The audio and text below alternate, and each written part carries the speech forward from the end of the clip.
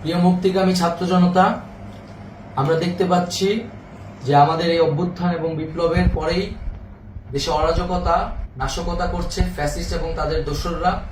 আমরা দেখতে পাচ্ছি যে বিভিন্ন জায়গায় এখন গোলাগুলি চলছে, মন্দিরে হামলা হচ্ছে এবং নাশকতা ও লুটপাট করছে।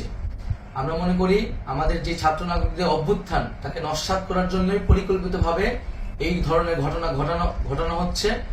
আমরা মুক্তিকামী ছাত্র জনতাকে সজাগ এবং সতর্ক থাকতে আহ্বান জানাচ্ছি এবং আমাদের যে অন্তর্বর্তীকালীন সরকার, আমরা সেই সরকারের যে প্রস্তাবনা 24 ঘন্টার সময় নিয়েছিলাম, জরুরি পরিস্থিতি মোতাবেক আমরা এখনই তার একটি রূপরেখা ঘোষণা করছি।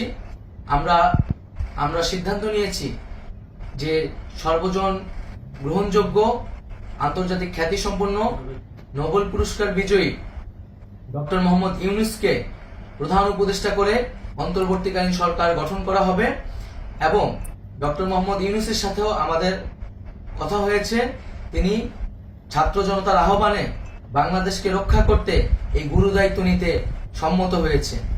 আমরা সকালের মধ্যেই আমরা এই সরকার গঠনের প্রক্রিয়া দেখতে চাই। রাষ্ট্রপতির কাছে আহ্বান থাকবে যে দ্রুত সময়ের মধ্যে ডক্টর মোহাম্মদ ইউনূসকে প্রধান উপদেষ্টা করে অন্তর্বর্তীকালীন সরকার গঠন করা হোক এবং এই অন্তর্বর্তীকালীন সরকারের বাকি সদস্যদের নামও আমরা সকালের মধ্যে ঘোষণা করব। প্রিয় বন্ধুগণ, দেশে যে অরাজকতা চলছে, মানুষের জীবনের নিরাপত্তাহীনতা চলছে, সেজন্য আমরা রাষ্ট্রপতির কাছে আহ্বান জানাচ্ছি দেশে আইন শৃঙ্খলা পরিবেশ ফিরিয়ে আনার জন্য দ্রুত সময়ের মধ্যে কার্যকর ব্যবস্থা নিতে হবে এবং আইন শৃঙ্খলা বাহিনীকে সহযোগিতা করার জন্য মুক্তিকামী ছাত্র জনতাও রাজপথে থাকবে এবং অন্তর্বর্তীকালীন সরকার গঠন না হওয়া পর্যন্ত মুক্তিকামী ছাত্র জনতাকে রাজপথে থেকে তাদের যে অভ্যুত্থান, সেই অভ্যুত্থানকে রক্ষা করতে হবে। প্রিয় বন্ধুগণ, আমরা রক্ত দিয়েছি, শহীদ হয়েছি। আমাদের যে প্রতিশ্রুতি একটি নতুন বাংলাদেশ গঠন করার জন্য, সেটিকে আমাদের অবশ্যই বাস্তবায়ন করতে হবে এবং অবশ্যই ছাত্র জনতার প্রস্তাবিত সরকার বাদে কোনো ধরনের সরকার কিন্তু মেনে নেওয়া হবে না।